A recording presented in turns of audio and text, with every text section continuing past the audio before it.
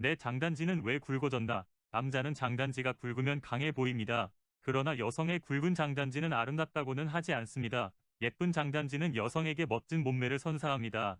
자신감과 매력을 뽐낼 수 있습니다. 그러나 많은 여성들은 자신의 장단지가 굵은 것에 대해 많은 스트레스를 받습니다. 누군가는 종아리는 신의 영역이라고 합니다. 오늘은 왜 장단지가 굵어졌나라는 것을 주제로 영상을 만들어 보았습니다.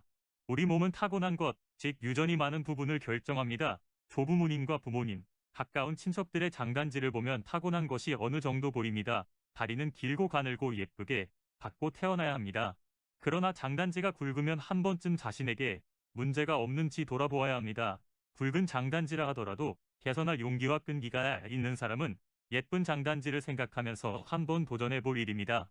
장단지를 가늘게 하는 일이 불가능한 일은 아니니까요. 다만 많은 시간과 노력이 필요할 뿐입니다. 많은 분들이 굵은 장단지 원인은 유전과 선천성을 제외하면 비만, 많은 장단지 근육 사용, 부종, 펌핑, 즉 일시적인 날배김 등으로 생긴다고 합니다.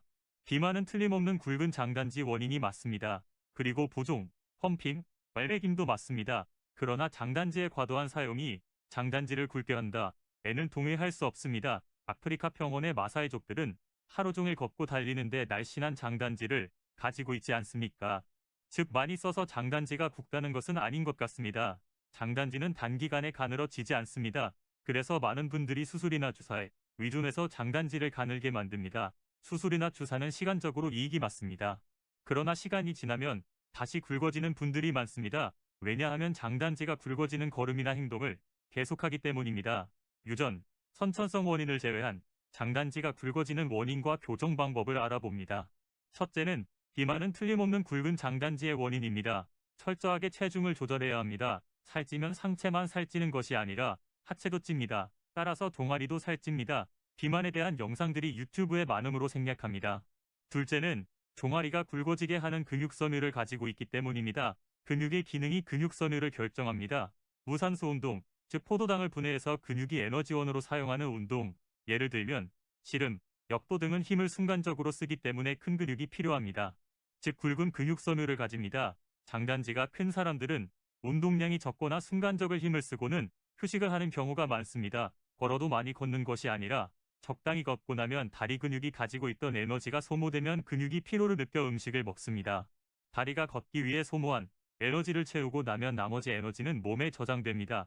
즉 당이 떨어지면 배가 고프고 근육에 당을 채우고 나면 나머지는 저장됩니다. 비만으로 가게 됩니다. 그래서 장단지도 커집니다. 가는 장단지를 가진 사람들은 유산소 운동, 즉 근육이 산소를 태워 에너지를 근육이 사용하는 방식으로 달리기나 조깅 등이 이 방식을 사용합니다. 가는 근육섬유를 가지고 있습니다. 어느 분은 근육을 많이 사용해서 장단지가 굵어지니 장단지를 적게 사용해야 한다고 합니다. 그런데 근육을 많이 사용하는 육상 선수들, 장거리, 마라톤 등의 여자 선수들 장단지는 오히려 가늡니다. 피겨, 농구 선수들도 많이 가늘죠. 근육 많이 쓰면 굵어져야 하는데 오히려 가늡니다. 그러나 역도 선수, 씨름 선수들은 장단지가 매우 굵습니다.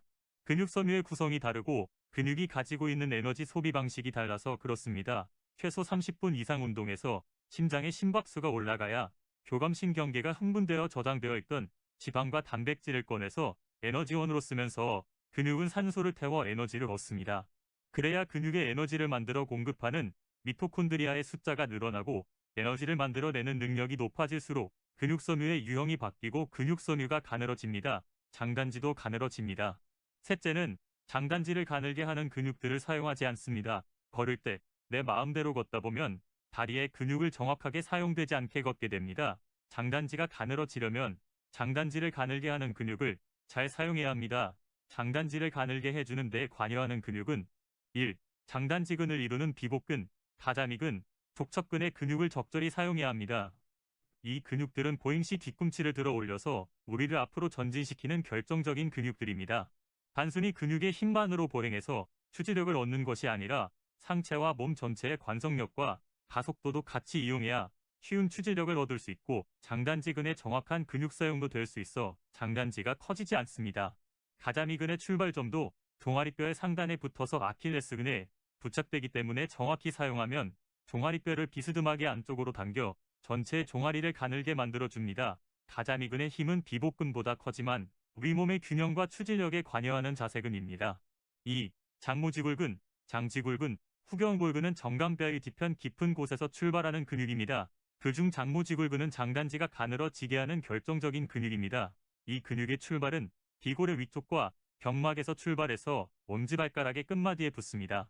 11자 걸음이 되도록 하는 아주 긴 근육입니다. 비골, 즉 종아리뼈를 안으로 당겨 뼈 사이를 좁혀주어 종아리를 가늘게 하고 발의 아치를 들어주고 탄력을 만들어 힘을 적게 쓰고 추진력을 얻는 근육입니다.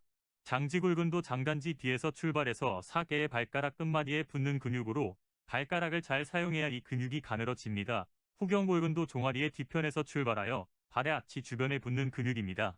보행에서 발이 땅에 닿아 있는 내내 사용되는 근육으로 발의 아치를 받쳐주는 결정적인 근육입니다. 이 근육이 느슨해지면 평발이 됩니다. 평발은 이러한 근육들을 느슨하게 만들기 때문에 평발이 있는 사람들의 장단지는 거의 탄력이 없는 경우가 많습니다. 장단지 뒷근육의 정확한 사용은 장단지를 가늘게 만들어줍니다. 넷째, 부종, 말매김 등 근육의 일시적인 긴장과 운동 후 긴장된 근육의 스트레칭은 장단지를 가늘게 해줍니다. 장단지 스트레칭을 통하여 근육의 긴장을 풀어주어야 원활한 혈액의 순환과 노폐물의 배출, 근육의 휴식으로 장단지가 가늘어집니다. 다섯째, 보행의 방법을 정확히 숙지해야 합니다. 비복근은 보행의 입각기 중간 이후에 쓰여야 하나 장단지가 굵은 사람들은 처음부터 이 비복근을 사용하여 보행을 합니다. 가자미근도 입각기 후반부에 쓰이는 근육이지만 장단지가 굵은 사람들은 발이 땅에 닿자마자 가자미근이 사용되어 장단지가 커지는 보행을 합니다. 비만하거나 상체를 살짝 앞으로 가 있는 사람들은 전진을 위해 장단지근이 발이 땅에 닿고 바로 사용되어 장단지가 굵어질 확률이 높습니다. 뒤꿈치가 거의 닿지 않거나 살짝 들리는 보행을 하는 경우입니다. 이런 분들의 특징이 앞발의 옆으로 퍼져 있는 경우가 많습니다. 특히 장단지가 굵은 사람들은 보행 시에 힘을 주어 보행을 하는 경향이 많습니다. 이러한 이유로 더 많은 에너지를 사용하고 더 많은 시간 동안 장단지근을 사용하게 되어 장단지가 굵어질 수 있습니다. 보행할 때 뒤꿈치를 땅에 정확하게 내려놓는 시점과 위치, 체중의 이동에 따른 다리의 대응, 바를 때는 지점, 그때 사용되어지는 근육을 알 필요가 있습니다. 정확한 기본 보행에 대해 알아봅니다. 기본 걸음은 몸에 힘을 모두 뺍니다. 어떤 동물도 걷을 때 힘을 주지 않습니다. 눈은 앞을 바라보고 상체와 골반을 바로 세우고 손은 자연스럽게 내려놓습니다. 주먹을 쥐면 에너지를 쓰게 됩니다.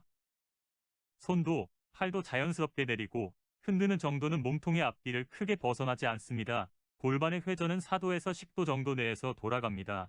이 정도의 각도는 우리 눈에는 크게 움직임이 없는 정도입니다.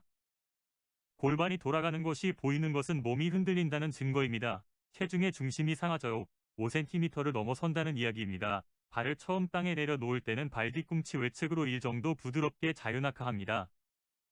이때 골반의 각도는 20도에서 30도 정도 굴곡되며 무릎은 거의 직선으로 펴집니다. 완전 180도까지는 안 됩니다. 다리가 체중을 지지한 직후 무릎은 충격 완화를 위해 무릎은 자연스럽게 약간 굽혀집니다. 그 후 체중은 앞발의 안쪽에 중족골두에 오고 발은 약간 회내가 됩니다. 회내란 약간 발이 엎어진다는 것입니다. 이때 반대편의 상체와 골반의 회전, 디딤발의 자연스러운 뒤꿈치 들기를 통하여 정강이 뼈는 바깥으로 돌기 시작합니다. 그런 후 네 발가락과 마지막에 엄지발가락을 통해 발을 떼게 됩니다. 우리는 걷는 중간에 항상 보행의 간격, 즉 뒤꿈치와 뒤꿈치 사이의 거리는 5cm에서 13cm를 유지해야 한다. 이 간격은 무릎과 무릎이 거의 스치는 수준입니다. 걸음은 엄지발가락 기준 11자 걸음이어야 합니다. 그래야 장단지의 근육들이 제자리에서 역할을 해 장단지가 굵어지지 않습니다. 마사이족들의 장단지와 같이 됩니다. 체중을 지지하는 다리가 입각기의 50%일 때, 유각기인 다리가 가장 가까이 왔을 때부터 뒤꿈치 들기가 정확히 일어나야 합니다. 그래야 근육이 정확히 쓰이고 에너지를 가장 적게 쓰고 바른 탄력을 얻습니다. 그러면 힘들이지 않고 보행을 하게 됩니다. 이 기본 걸음은 매스컴의 바른 걸음과는 약간 다른 개념입니다. 에너지를 많이 소비하고 싶은 사람들은 팔을 구부리고 걷는 파워워킹이나 빠른 걸음, 보폭 10cm 크게 걷기 등으로 걷는 것도 추천드립니다. 모든 보행은 바른 자세와 기본 보행의 원리를 알고 해야 합니다. 기본 걸음을 알고 걸으면 10km를 한 번에 걸어도 에너지가 고갈되어 피곤하기는 하지만 아픈 곳은 없습니다. 장단지의 바깥 근육인 비복근은 대퇴골, 즉 허벅지뼈의 뒤에서 출발해서 아킬레스건에 붙는 뒤꿈치를 들어주는 근육이기 때문에 보행할 때 무릎을 펴서 몸무게를 싣거나 힘을 주어 뒤꿈치를 올리면 장단지가 커지게 됩니다. 가자미근은 비복근 안쪽에 있는 정강이뼈 옆에 종아리뼈에서 출발해서 아킬레스근에 붙는 장단지근입니다. 부피가 비복근보다 더 크고 힘도 더 센 자세근입니다. 무릎이 약간 굽혀진 상태에서 몸무게를 싣거나 힘을 준 상태에서 뒤꿈치를 최대로 올려 보행하면 가자미근이 커져 장단지가 커지게 됩니다. 그래서 하이힐을 신으면 자동으로 뒤꿈치가 들려 힘이 들어간 상태가 되므로 장단지가 커질 확률이 높습니다. 그래서 보행 시에는 힘을 빼고 몸의 탄성으로 자연스럽게 걸어야 하는 이유입니다.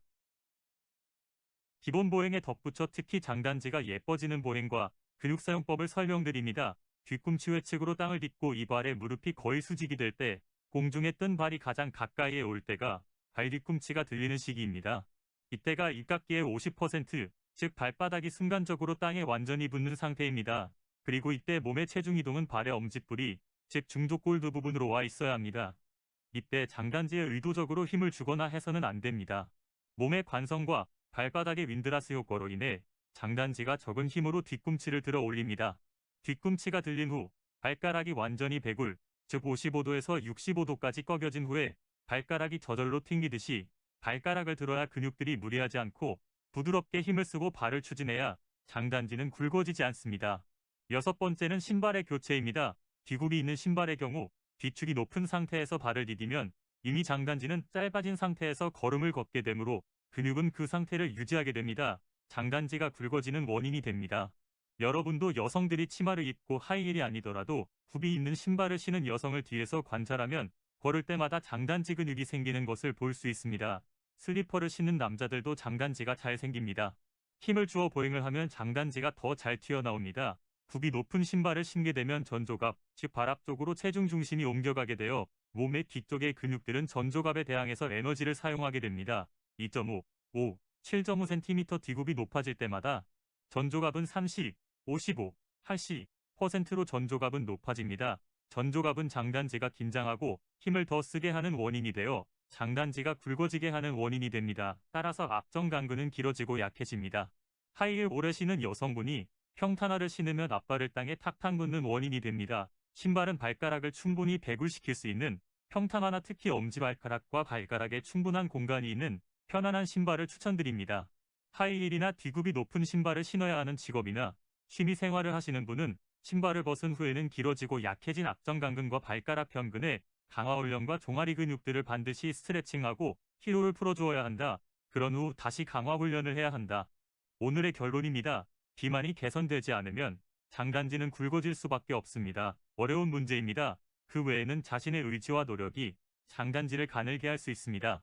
발과 발가락의 움직임이 자유로운 평탄화를 신고 보행에서 정확한 타이밍에 장단지를 가늘게 해주는 근육을 사용하시면 많은 효과가 있을 것입니다.